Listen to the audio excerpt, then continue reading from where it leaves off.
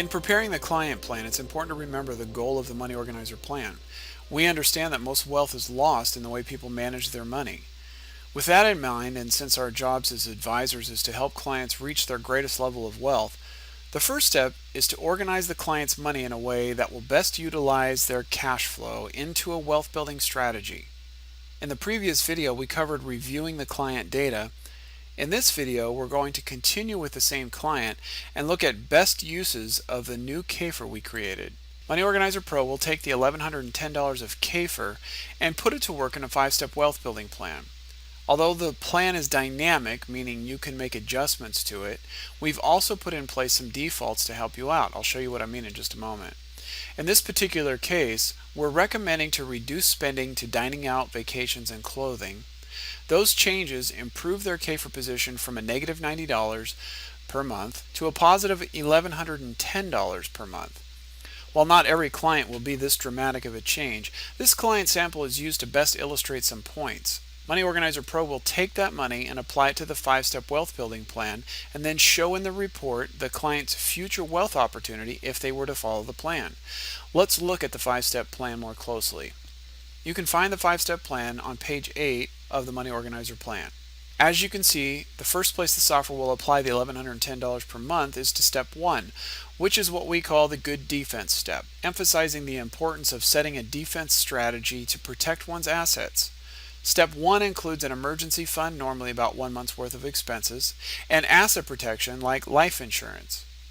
You set the recommended amounts for these on the Restructure and Targets tab right here in the conclusion step. For more information, you can also watch the Setting Targets and Recommendations tutorial in the Coach's Corner.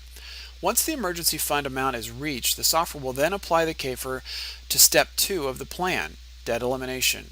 And once the debt is paid off, the third step is to build their cash reserves, usually to about 3 to 6 months worth of expenses.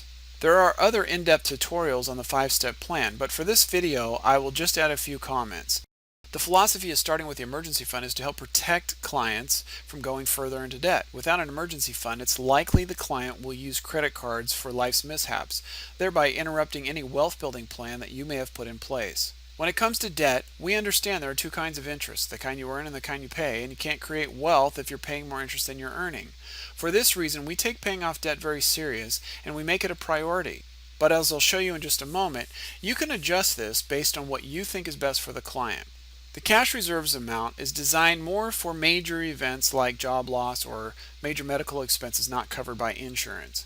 Step 4 is when we apply monies to a tax advantage strategy, and step 5 is where we can apply monies to more advanced wealth building strategies. In over 20 years of research, we've discovered that one of the greatest mistakes people make with their finances is getting involved in financial products before they're ready.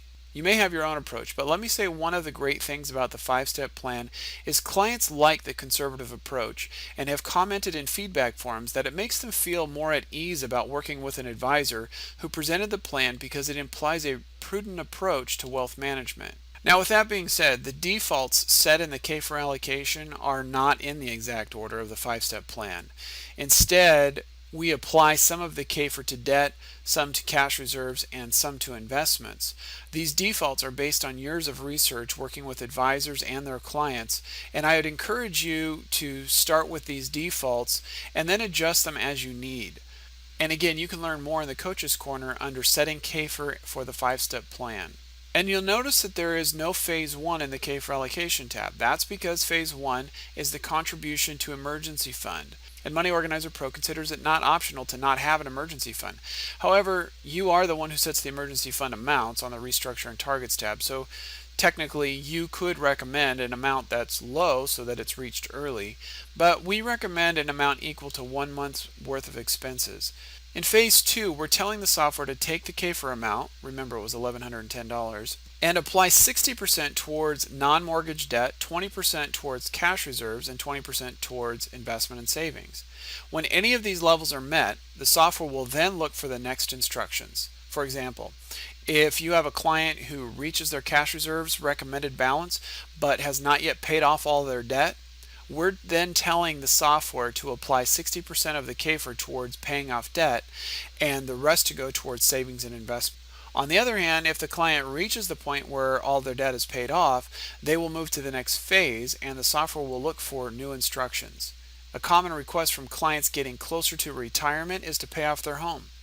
In phase 3, you have the option to begin adding some of the KFIR towards their first mortgage debt. If the first mortgage debt gets paid off, the client then moves to phase 4 and the software will apply KFIR to the cash reserves and to the investment retirement savings. Note that if the client reaches their cash reserves recommended amount at any time, the software will automatically stop recommending contributions to that account.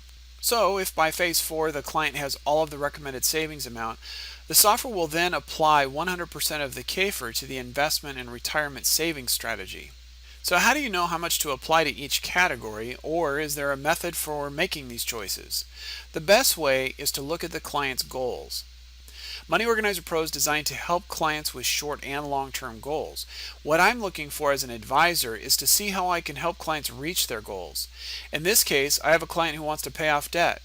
I first look at whether I can help this client with their goal. If not, I'll discuss that with them when I deliver the plan. Something you should consider as part of your marketing strategy is what happens to clients, like this one, if they work with an advisor who doesn't use Money Organizer Pro and so doesn't even know if the client has negative KFIR, much less all this debt.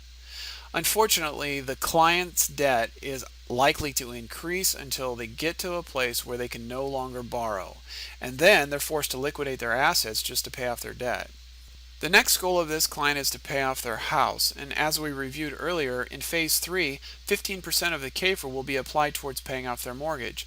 Let's look at the Money Organizer plan to see what the client will see. Looking at the graph, we can see that the blue line, which represents the client's current path of overspending each month, is only going to grow in the future, but the Money Organizer plan will have them out of debt in just 3.25 years. On the next page, we can see a comparison that includes their mortgage. As already indicated, their current path indicates not only will they not get out of debt, but that their debt is likely to grow in the future. However, the Money Organizer plan shows they could be debt-free, including their mortgage, in less than 14 years and save the client an immeasurable amount of money. Because this client's current path won't ever get out of debt, we can't really measure how much money is being saved in interest alone, but the graph tells the story that following the Money Organizer plan will get them where they want to be. More importantly, it will convince them that their current path is headed for trouble without some changes today. One more point on the distribution of KFIR. If you scroll down to the second to last page, you'll find the KFIR distribution schedule. This schedule includes a running 24-month schedule and then converts to years. Since most advisors meet with their clients annually, they should always have a running 24-month schedule at work. This schedule points out the specifics of the KFIR distribution. As you can see, the first month of KFIR is going to the emergency fund, and then in month 3 the emergency levels are reached. In this example, we told the software to put 60% towards debt, and you can see that here. I'll elaborate more on how to discuss with your clients the plan and the KFIR distribution schedule in the next tutorial on delivering the plan. In wrapping up this tutorial on preparing the plan, let me cover some last points. As I mentioned earlier, the point of the plan is to help clients reach their goals. That means short and long-term goals. As you review their goals, be sure to address each one. They may have goals that you don't think pertain much to you as a financial advisor, but keep in mind that financial advice can include all things finance to many clients. So be prepared to have an open discussion with your clients about those things that are important to them. After all, if you're not helping them with their financial goals, who is? The fact that you take the time to discuss the smaller goals as well as the bigger ones will help develop stronger relationships with your clients where you're the trusted advisor. There are more tips and tutorials, but this overview will help get you started.